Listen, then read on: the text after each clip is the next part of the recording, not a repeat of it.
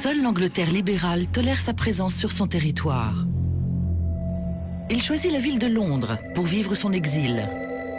Nous sommes en 1849. Cet homme, c'est Karl Marx. Étonnamment, ce penseur incroyablement dangereux peut peut-être nous aider à comprendre le marasme dans lequel nous nous trouvons aujourd'hui. Karl Marx est surtout connu pour être le père du communisme. Mais vous seriez surpris d'apprendre que la plupart de ses écrits traitent du capitalisme. Aujourd'hui, ses idées sur le sujet commencent à trouver un écho au cœur même des affaires internationales. Son analyse est assez exacte et explique en grande partie l'état de l'économie actuelle. L'argument principal de Marx contre le capitalisme, c'est qu'il est fondamentalement injuste. Et aujourd'hui, ses idées sur l'inégalité ont plus de résonance que jamais. Marx a instauré un sentiment d'urgence. Pour lui, les choses ne peuvent rester ce qu'elles sont indéfiniment. Vous allez découvrir dans ce documentaire la vie et les théories révolutionnaires de trois hommes extraordinaires. John Maynard Keynes, Karl Marx et Friedrich Hayek. Tous ont vu le monde changer de façon spectaculaire et ont compris que le sort des nations reposait sur le pouvoir de l'argent. Mais ces trois hommes ont des idées radicalement différentes sur la façon d'exercer ce pouvoir. Aujourd'hui, les enjeux pourraient difficilement être plus importants. De tous les grands penseurs qui ont analysé le capitalisme, Marx a l'idée la plus radicale, s'en débarrasser.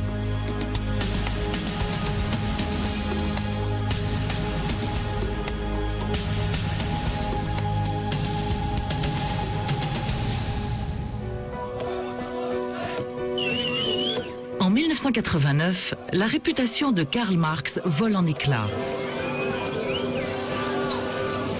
Pour la plupart d'entre nous, la chute du mur de Berlin marque la fin du marxisme. Des millions de personnes ont rejeté les horreurs d'un État policier violent et répressif. Et comme les pays communistes se réclamaient de Marx, ses idées furent rejetées elles aussi. Marx a fini par être associé de façon indélébile au régime communiste, parce que ces derniers agissaient en son nom. Cette association était donc extrêmement prégnante. En fait, c'est plus eux qui se réclamaient de Marx que lui qui se réclamait d'eux. Mais ces dernières années, quelque chose d'étrange est arrivé. C'est comme si la crise financière mondiale avait ramené Marx d'entre les morts. Ce qui nous intéresse, ce ne sont pas ses idées sur le communisme, mais ses théories sur le capitalisme, qui pour lui étaient vouées à l'échec. Ses prédictions seraient-elles en train de se réaliser ?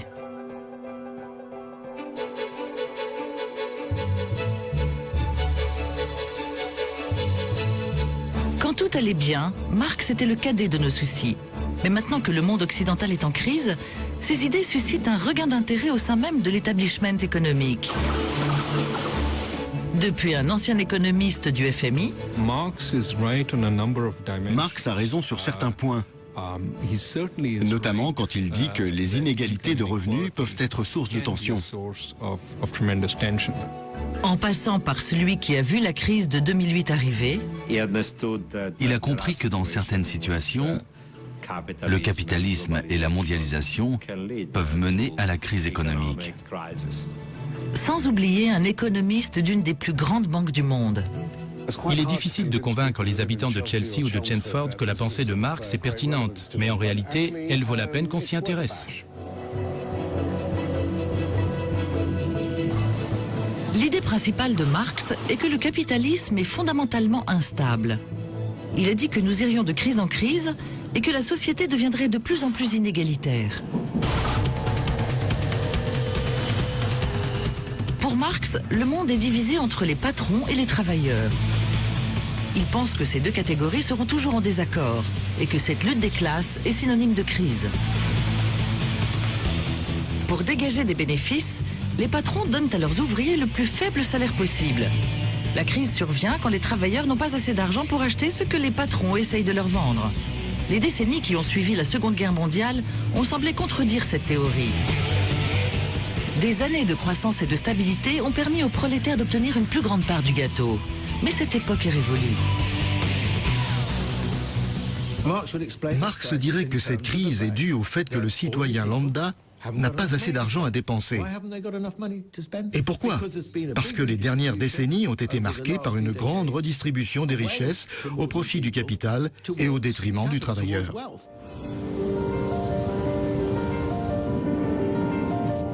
Et pour Marx, il est impossible de faire machine arrière. Le capitalisme va provoquer des crises de plus en plus importantes, puis finira par imploser. Pour Marx, ce n'est pas compliqué. Les crises sont les manifestations des défauts fondamentaux du capitalisme, ou comme il les appelle, de ses contradictions. Sa solution à la crise, l'abolition du capitalisme. Afin de comprendre la vision marxiste de la situation dans laquelle nous nous trouvons, nous devons d'abord appréhender le monde actuel à travers les yeux de Marx.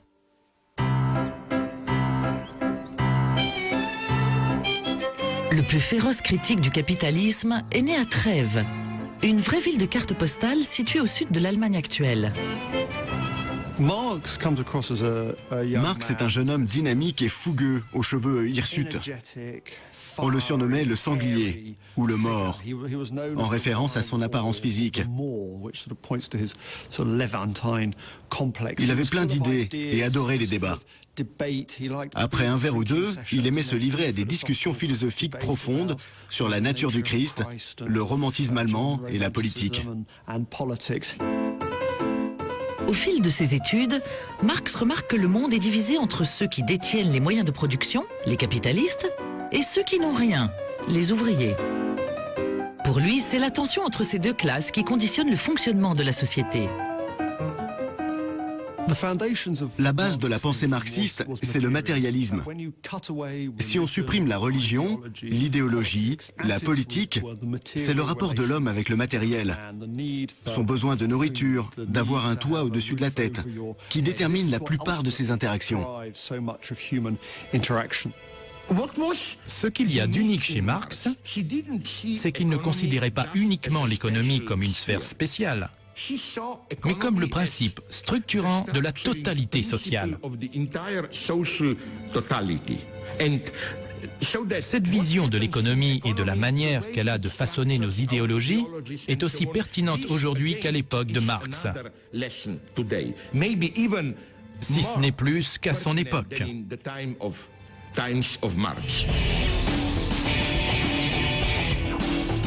Pour nous, il s'agit peut-être d'une économie moderne complexe dans laquelle nous avons tous à gagner ou à perdre. Mais pour les marxistes, rien n'a vraiment changé. Selon eux, la société est toujours largement divisée, avec d'un côté les prolétaires qui triment, et de l'autre les capitalistes, ou bourgeois, qui les exploitent et font tout pour gagner toujours plus d'argent. Dans le monde de Marx, un capitaliste qui ne cherche pas à générer un maximum de profit sera forcément remplacé par un autre. Le système serait donc totalement voué à l'échec. Une idée qui est loin de faire l'unanimité. Il se trompait sur toute la ligne quand il disait que le capitalisme n'était qu'une phase et qu'il portait en lui les germes de sa propre destruction. C'est faux. Tout est périssable, si on attend assez longtemps. Même la Terre finira par être absorbée par le Soleil. Et bien sûr, quand on parle de capitalisme, on sous-entend liberté individuelle et droit de propriété. Se pourrait-il qu'il disparaisse un jour? À certains endroits, c'est déjà le cas, donc la réponse est oui, probablement. Mais pour l'instant, je ne vois aucun signe de tout cela. On est en droit de penser que l'effondrement du capitalisme semble peu probable. Comment la recherche du profit pourrait être si désastreuse, alors qu'elle a permis tant de choses incroyables? Il n'y a qu'à voir la façon dont le capitalisme nous nourrit. Nous pouvons manger des fruits frais venant des 4 coins du monde. Nous avons le choix entre des centaines et des centaines de céréales différentes. Nous ne manquons de rien et tout est consommable sans risque. Ce ne sont pas au gouvernement que nous devons cette incroyable abondance et la technologie dont elle dépend, mais aux capitalistes et à leur course au profit.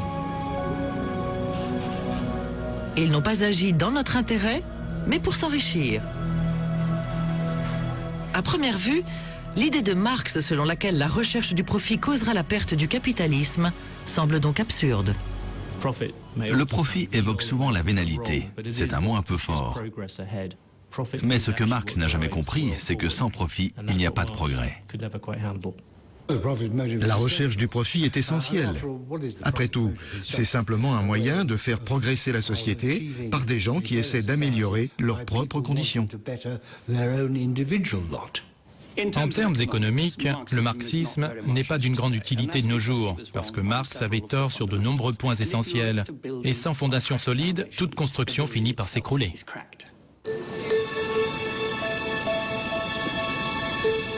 Lorsqu'on voit à quel point la recherche du profit a façonné et enrichi notre planète, on comprend pourquoi Marx a perdu la cote. Mais nous aurions tort de le mettre à l'index. Certes, il parlait beaucoup de lutte des classes, de misère, de chaos.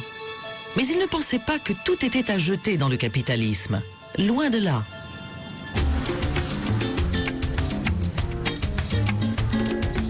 Ce bar à cocktail du quartier londonien de Soho abrite un passé révolutionnaire. Autrefois connu sous le nom de Red Lion Pub, c'est ici qu'en 1847, une réunion communiste clandestine dont la portée a traversé les âges a eu lieu. C'est au cours de cette réunion qu'il est confié à Karl Marx et à son acolyte Friedrich Engels la rédaction de l'un des pamphlets les plus incendiaires de tous les temps, le Manifeste du Parti communiste. Engels rédige un certain nombre de versions, mais pour accélérer les choses, Marx décide de prendre le projet en main et met au point la version finale du texte. Le manifeste aurait très bien pu être rédigé en comité, mais il a été écrit par un seul homme. Et c'est ça qui est beau. Si l'œuvre dégage une telle énergie, un tel brio et une telle passion, c'est parce que sa rédaction finale est le fruit du travail d'un seul et même auteur, Karl Marx.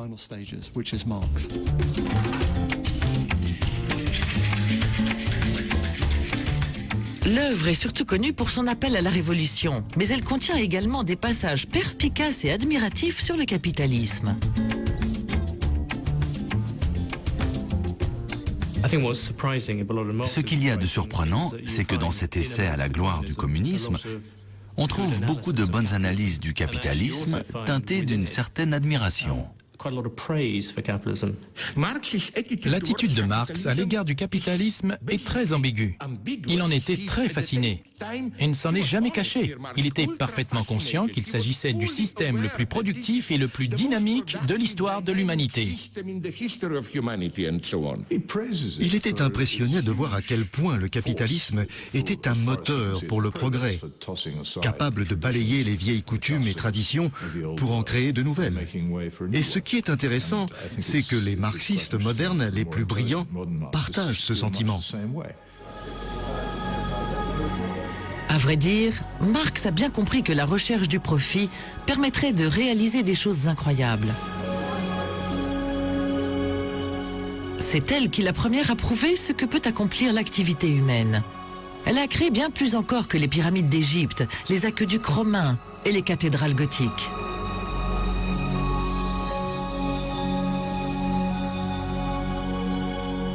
Du jour au lendemain, les gens ont eu accès à des choses venant de l'autre bout du monde de façon totalement inédite. Et Marx a bien compris l'impact d'un tel bouleversement. Poussée par le besoin de débouchés toujours nouveaux, la bourgeoisie envahit le globe entier. Il lui faut pénétrer partout, s'établir partout, créer partout des moyens de communication.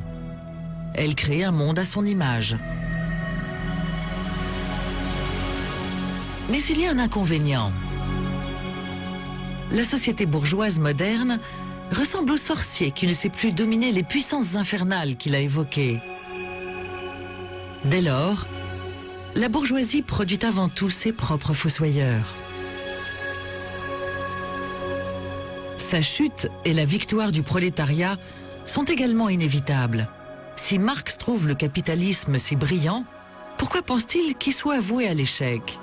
La réponse réside dans la façon dont le capitalisme traite les travailleurs.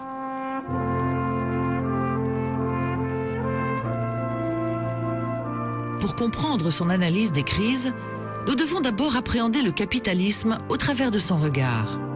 Les capitalistes du 19e siècle ont peut-être créé bien plus encore que les pyramides d'Égypte, mais ils ont également obligé leur main-d'œuvre à endurer de terribles conditions de travail et des salaires de misère. On peut surestimer l'horreur de l'industrialisation européenne. Par exemple, en 1829 à Liverpool, l'espérance de vie était de 28 ans. Jamais elle n'avait été aussi basse depuis la peste noire. La révolution industrielle a donc eu un impact désastreux sur l'espérance de vie des grandes villes d'Europe, comme Hambourg, Berlin, Manchester, Liverpool, Birmingham et Londres. C'était une époque de changement révolutionnaire qui a eu des conséquences dévastatrices sur les conditions de vie de la classe ouvrière des années 1820 et 1830. Chez les historiens, Marx est considéré comme l'analyste prééminent du capitalisme du milieu du XIXe siècle. C'est le premier homme, et peut-être même le dernier, à avoir véritablement compris l'importance des rapports de production dans ce système capitaliste d'Europe occidentale du milieu du XIXe siècle. La question est de savoir si cette analyse est toujours pertinente aujourd'hui. Les déplorables conditions de travail de l'époque victorienne ont clairement façonné la pensée économique de Marx. À son époque, salaire minimum pour les prolétaires signifiait profit maximum pour les patrons, et ceux qui décidaient de mieux payer leur main-d'œuvre finissaient généralement par faire faillite.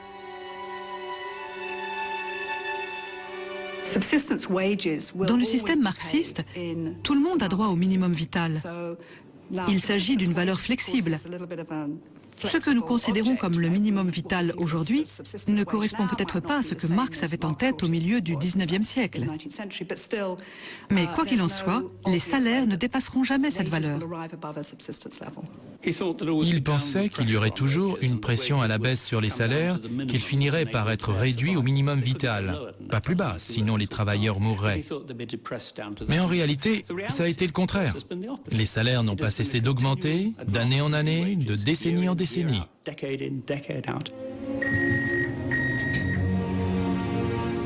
Marx se trompait.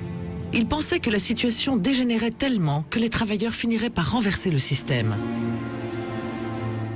Or, au moment même où il écrivait, les réformateurs commençaient à se débarrasser des pires pratiques de l'emploi. Le capitalisme s'est plutôt adouci qu'endurci. Mais l'idée selon laquelle les intérêts divergents des patrons et des travailleurs déboucheraient sur des crises, elle, semble beaucoup plus pertinente. Pour Marx, la raison dernière de toutes les véritables crises reste toujours la pauvreté et la limite imposée à la consommation des masses. Pour faire simple, si les travailleurs ne sont pas assez payés, ils n'auront pas assez d'argent à dépenser dans les magasins et l'économie s'effondrera. Pour certains, cette idée permet de bien comprendre la crise actuelle.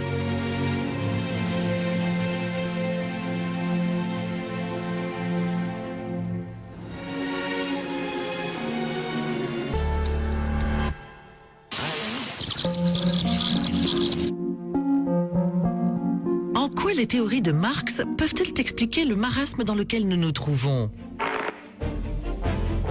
Pour le comprendre, regardons les 40 dernières années à travers le prisme marxiste. Sur Marx TV, une chaîne de télévision fictive, cette crise n'est autre qu'une bonne vieille lutte des classes à la mode des années 1970. Au cœur du conflit, les salaires. Les capitalistes veulent payer moins, les travailleurs gagner plus. Dans les années 1970, les puissants syndicats se sont battus pour le maintien des salaires. Mais dans les années 1980, les capitalistes décident de contre-attaquer.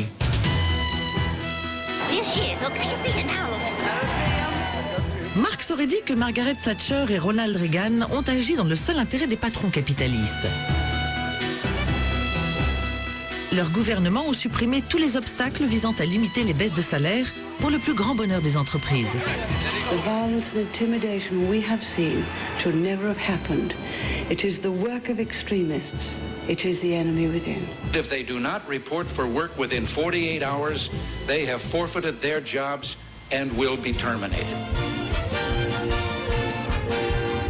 Sur Marx TV, les capitalistes ont gagné dans les années 1980.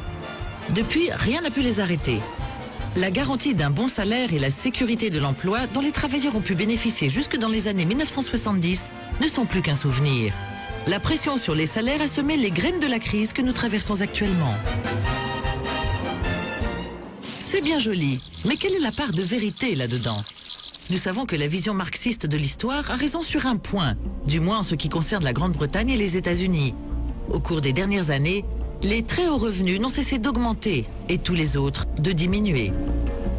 En Angleterre, les revenus réels n'ont pas évolué ou ont diminué pendant une bonne partie de la décennie qui a précédé la crise. Aux États-Unis, cette tendance dure depuis les années 1970. Aux États-Unis, le salaire médian des travailleurs à temps complet de sexe masculin stagne depuis un peu plus de 30 ans. Il n'a jamais augmenté.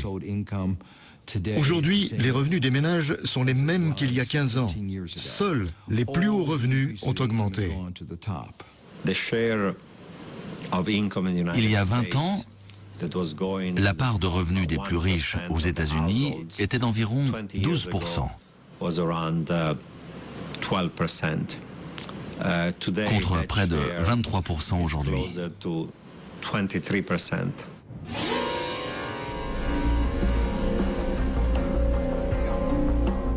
Au Royaume-Uni, si les choses ne sont pas allées si loin, les inégalités vont néanmoins bon train. Mais ce n'est pas là une stratégie délibérée des cupides capitalistes. Nous devons admettre qu'il y a de plus grandes forces à l'œuvre.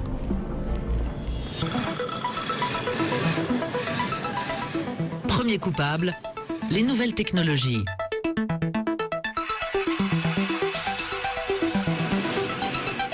Les machines remplacent progressivement le travail manuel. La faible demande en main-d'œuvre a accru la compétition sur le marché de l'emploi. Par conséquent, les patrons peuvent se permettre de proposer de plus bas salaires. Mais le facteur le plus significatif, c'est peut-être la mondialisation. Avec l'abaissement des barrières douanières, le monde des affaires internationales a eu accès à une gigantesque réserve de main-d'œuvre bon marché. Des millions et des millions de nouveaux travailleurs ont fait leur arrivée sur le marché, en Chine, en Inde, dans d'autres régions d'Asie, dans des pays d'Amérique du Sud comme le Brésil. Et ce processus a transformé le rapport capital-travail à l'échelle planétaire. La concurrence mondiale a mis la pression sur certains métiers, en particulier ceux que l'on peut exercer à distance. Par exemple, un analyste peut très bien être basé aux Philippines ou à Bombay pour faire un travail qui coûterait beaucoup plus cher à New York.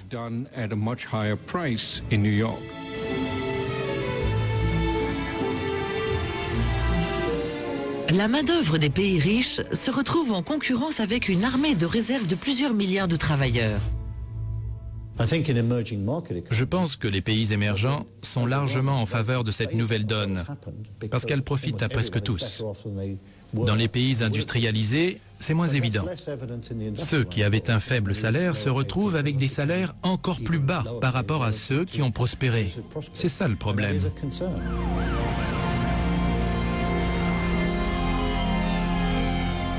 Cette analyse trouve même écho chez le dirigeant de la plus grande puissance au monde. Long before the recession, jobs in manufacturing began leaving our shores. Technology made businesses more efficient, but also made some jobs obsolete. Folks at the top saw their incomes rise like never before. But most hardworking Americans struggled with costs that were growing, paychecks that weren't, and personal debt that kept piling up. Pour Marx, la cause profonde de la crise actuelle, ce sont les faibles salaires. Même en mettant de côté toutes les questions de morale et de justice, en termes d'efficacité économique, cette distribution extrêmement inégale des revenus et des richesses, au détriment des travailleurs dont les salaires baissent et au profit du capital dont les bénéfices augmentent, eh bien cette distribution inégale a un impact négatif sur l'économie, parce qu'elle tend à réduire la demande agrégée, en diminuant les revenus de ceux qui seraient enclins à dépenser plus. Vers la fin du XXe siècle, ce problème a pu être résolu. Temporairement, bien sûr. La solution ? La carte de crédit. Il y avait de plus en plus d'inégalités, de plus en plus d'inquiétudes. C'en était trop pour la population. Les démocraties sont très douées pour mettre la pression à leurs dirigeants politiques et les contraindre à venir en aide aux laissés-pour-compte. Selon moi, il aurait mieux valu se concentrer sur l'éducation et la formation. Au lieu de ça, on a opté pour une solution à plus court terme, le crédit. Grâce au crédit à la consommation, les gens peuvent continuer à dépenser, même s'ils n'ont pas d'argent. L'économie se maintient à flot et les capitalistes continuent à faire des profits. Comme nous le savons, c'est allé bien au-delà des cartes de crédit. Ce qui a précipité la crise, ce sont les milliards de crédits hypothécaires. Les gens pensaient que la valeur de l'immobilier ne cesserait jamais d'augmenter. Ce qu'il y a de magique avec les prêts immobiliers, c'est que si le prix de votre maison augmente et que votre emprunt a comme gage la valeur de votre bien, vous n'avez pas l'impression de vous endetter. Mais bien sûr, c'est une illusion. Les États-Unis sont massivement touchés. Comme nous le savons, les capitalistes du pays devenaient de plus en plus riches.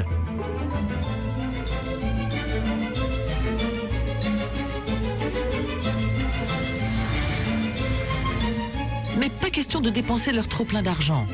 Plus que jamais à l'affût du profit, ils octroient des prêts de plus en plus risqués. Ces emprunts portent un nom bien familier. Les subprimes.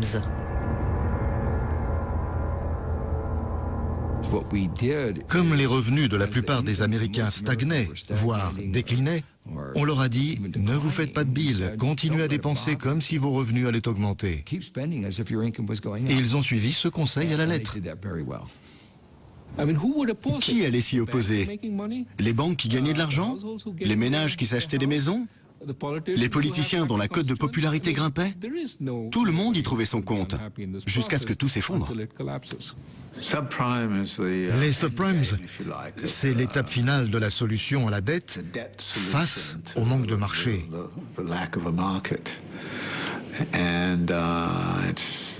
En essayant d'échapper aux crises nées du manque de demande effective sur le marché,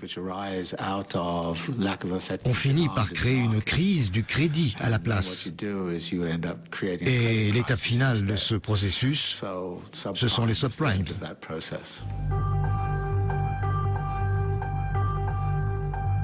Et nous savons tous comment ça s'est terminé. Avec le recul, ça semble évident. Prêter à des gens qui n'en ont pas les moyens est tout, sauf une solution durable. L'éclatement de la bulle immobilière a mis en péril les plus grandes banques de la planète.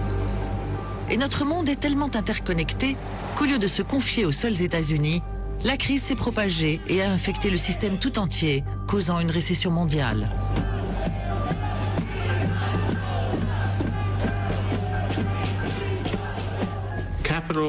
Le capital, quand il est confronté à un problème, il cherche généralement à le déplacer. Il le déplace vers un autre secteur ou une autre zone géographique. N'importe quelle région du monde en difficulté économique essaiera de se décharger sur une autre. De même, s'il y a un problème dans le système bancaire, on s'arrangera pour que ça devienne celui du gouvernement. Et si c'est le gouvernement qui est en difficulté, il tentera d'extraire la richesse de la population à grand renfort de taxes et de politiques d'austérité. Voilà un récit extraordinaire que beaucoup auraient du mal à croire. Le marxisme ne fonctionne pas, mais comme c'est une belle histoire, on y revient sans cesse. Les bas salaires n'ont joué aucun rôle dans la crise. Les responsables sont les gouvernements et les banques centrales qui ont inondé le marché avec des crédits et de l'argent bon marché. Tout ça parce que les politiciens n'acceptent pas que la récession économique mette des gens au chômage. À un certain degré, je pense que ça a pu creuser l'endettement qui a frappé la population pendant la crise et ainsi contribuer à l'intensifier. Mais ce n'est pas une cause sous-jacente. C'est un facteur contextuel qui n'a fait qu'aggraver légèrement la situation. Mais l'idée selon laquelle le faible niveau des salaires a contribué à la crise gagne du terrain dans des sphères auxquelles on ne s'attendrait pas. Je me trouvais exactement ici. Ça devait être le week-end avant que Lehman fasse faillite. D'habitude, c'est un peu bruyant, mais là, on aurait pu entendre une mouche voler. Il régnait un silence de mort. On pouvait presque sentir que le système financier mondial était gelé. C'était une pensée plutôt effrayante. Ça m'a rappelé beaucoup de choses que j'avais lues et étudiées dans ma jeunesse, à l'époque où je lisais Marx pour le plaisir. J'ai posté un article sur le site d'une agence de presse qui a été le plus commenté pendant plusieurs semaines. Mais il y a beaucoup de gens qui n'acceptent pas qu'une idée socialiste ou marxiste puisse être prise au sérieux par le grand public. J'ai reçu beaucoup de lettres d'insultes venant des États-Unis. On m'accusait d'être un clone d'Obama. Donc, je pense que beaucoup de ces réactions négatives venaient de gens qui avaient déjà une idéologie bien tranchée. Mais les défenseurs de Marx ne sont pas forcément prêts à le suivre jusqu'au bout. À mon avis, personne ne croit sérieusement que tout cela est dû à la dictature du prolétariat. Je pense que Marx nous a permis de bien cerner le problème. Mais étant donné l'environnement dans lequel nous nous trouvons, nous devons trouver d'autres solutions. Mais Marx est catégorique. La crise est inéluctable. Si les capitalistes ne cherchent pas le profit avant tout, ils feront faillite. Alors pourquoi choisirait-il de donner aux travailleurs une plus grosse part du gâteau? Marx dirait qu'il faut trouver des moyens de sortir de la crise qui vont au-delà du rétablissement de la puissance de la classe capitaliste. Et c'est là que la révolution entre en jeu. Mais qui se révolte contre qui, au juste? Pour Marx, le monde était divisé entre les prolétaires et les capitalistes. Mais aujourd'hui, cette distinction est loin d'être aussi nette. Certains patrons travaillent à leur compte et certains travailleurs détiennent des parts de leur entreprise. Dans la société moderne, qu'il s'agisse des téléphones portables ou des plans de retraite, nous avons bien trop d'intérêt en jeu dans le système pour envisager une révolution armée. Si le capitalisme survit, c'est parce que fondamentalement ça fonctionne. C'est un vecteur de progrès qui pousse les gens à avancer. Il fait appel à un sentiment naturel, l'envie d'évoluer, d'essayer d'agir pour offrir un meilleur futur à nos enfants. Le capitalisme profite à bien plus de gens qu'il ne nuit à d'autres. C'est ça la raison de sa longévité. Mais qu'en est-il des déçus du capitalisme? Qu'est-ce que Karl Marx aurait à leur proposer? Étonnamment, malgré toutes ses critiques sur ce système, il ne fournit aucune piste pour une autre solution plus juste.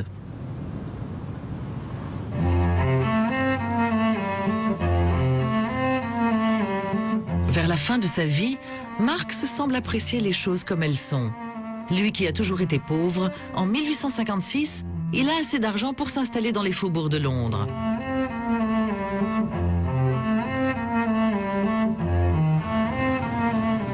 Le jeune Trublion semble alors faire partie de l'establishment. Il passait des journées à se promener dans le parc d'Hampstead Heath, à écrire des lettres, à lire le Times, à s'occuper de ses finances, à s'inquiéter de ses filles et du prix de leurs leçons de piano. À bien des égards, on peut dire que Marx menait une vraie vie de bourgeois. Marx ne voulait pas précipiter la révolution. Pour comprendre pourquoi, penchons-nous sur sa vision de l'histoire.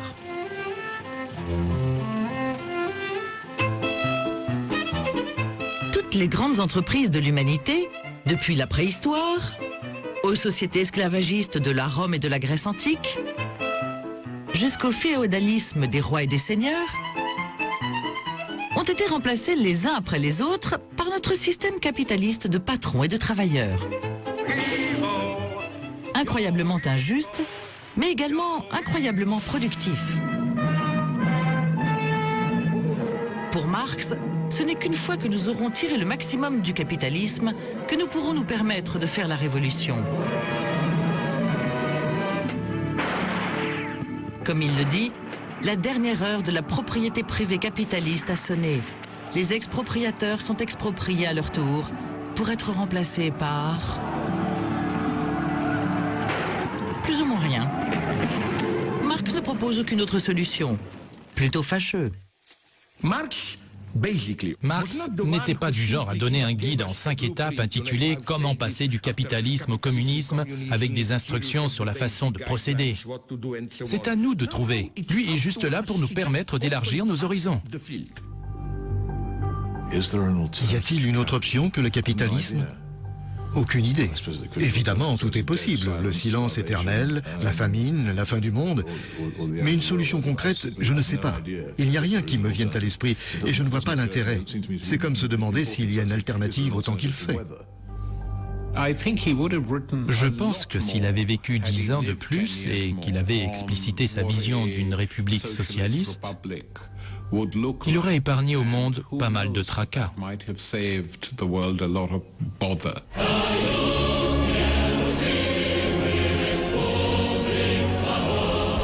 Sans aucune piste de sa part, nous savons tous ce qu'il s'est passé.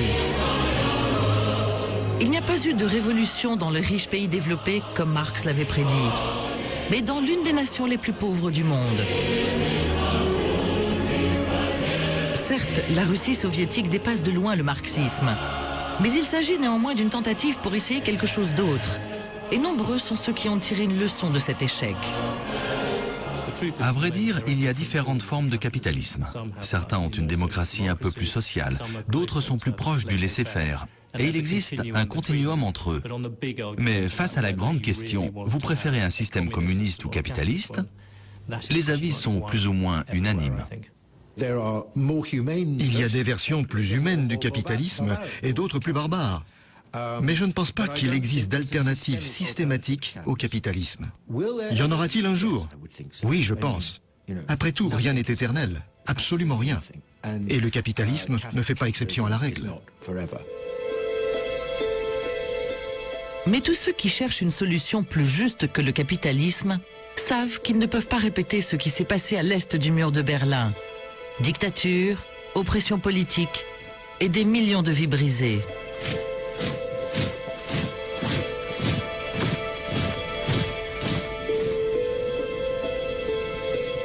De 1945 à 1989, c'était le principal centre de détention provisoire des prisonniers politiques de l'Allemagne de l'Est communiste. Aujourd'hui, c'est un mémorial.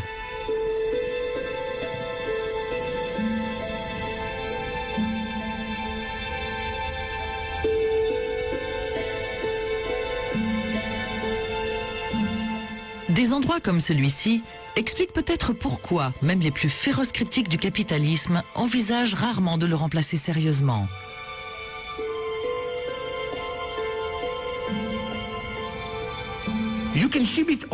C'est la même chose chez tous les protestataires européens.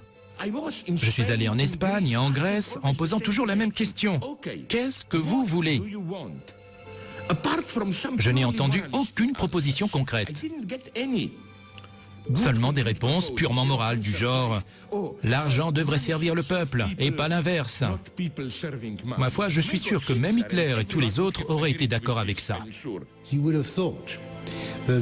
On aurait pu penser qu'avec l'implosion du secteur bancaire au cœur des systèmes capitalistes américains, britanniques et autres, il y aurait eu un énorme regain d'intérêt pour le marxisme et l'extrême gauche.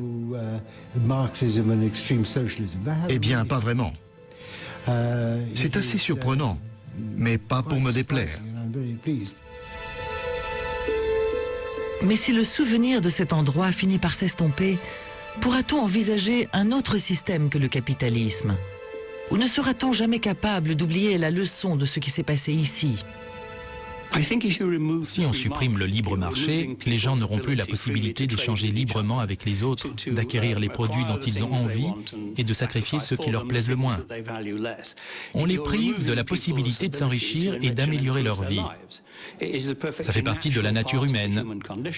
Pour Adam Smith, le désir d'améliorer sa propre condition est un principe fondamental. En leur refusant cette opportunité, on va à l'encontre de la nature humaine.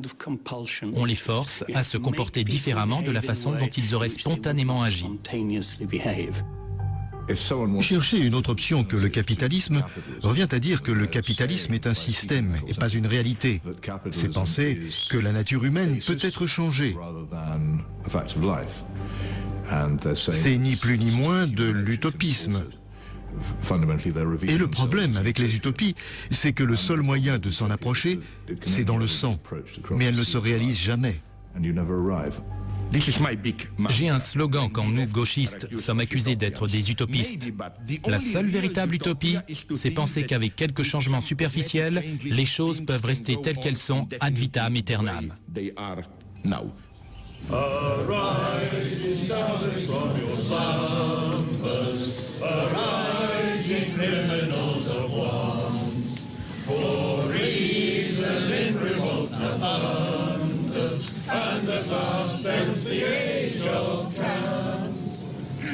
Karl Marx s'éteint en 1883.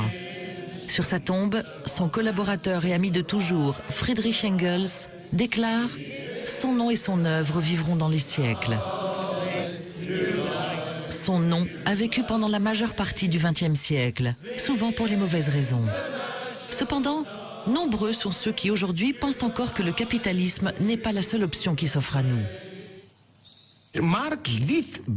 Marx a réuni des analyses économiques concrètes avec un certain espoir d'émancipation.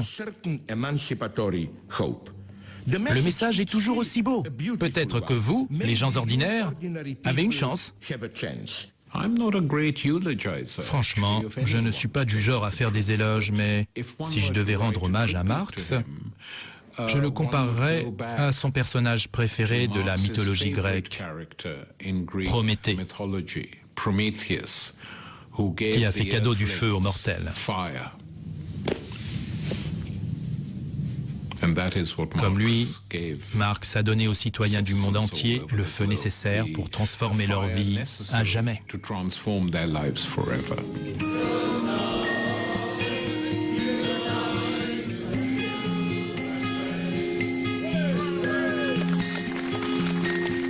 Mais qu'en est-il de ceux qui sont moins enclins à la révolution?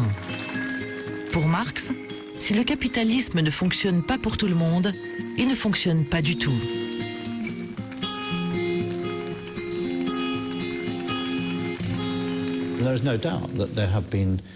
Il y a eu des changements significatifs en termes d'inégalité et de distribution des revenus qui nous poussent à nous interroger sur les bénéfices des développements de la production et de la prospérité que nous avons connus. On ne peut pas se permettre de penser que les bienfaits d'une économie de marché et la prospérité qu'elle engendre seraient possibles sans un engagement collectif pour le maintien du système. Et pour cela, les gens doivent croire qu'au bout du compte, tout le monde sera gagnant. On dirait que les mauvais côtés du capitalisme que l'on a pu voir au XIXe siècle sont en train de réapparaître au XXe et au XXIe siècle. Bien sûr, aujourd'hui, les conditions de santé sont bien meilleures et le niveau de vie beaucoup plus élevé. Néanmoins, les choses ne sont pas ce qu'elles devraient être et n'évoluent pas comme elles le devraient. Nous devons trouver un moyen de créer des emplois diversifiés avec des salaires raisonnables, sans pour autant aller à l'encontre des lois fondamentales de la concurrence. Karl Marx avait raison de dire que le capitalisme était intrinsèquement instable et souvent injuste. Keynes et Hayek l'ont compris eux aussi, mais Marx fait le premier.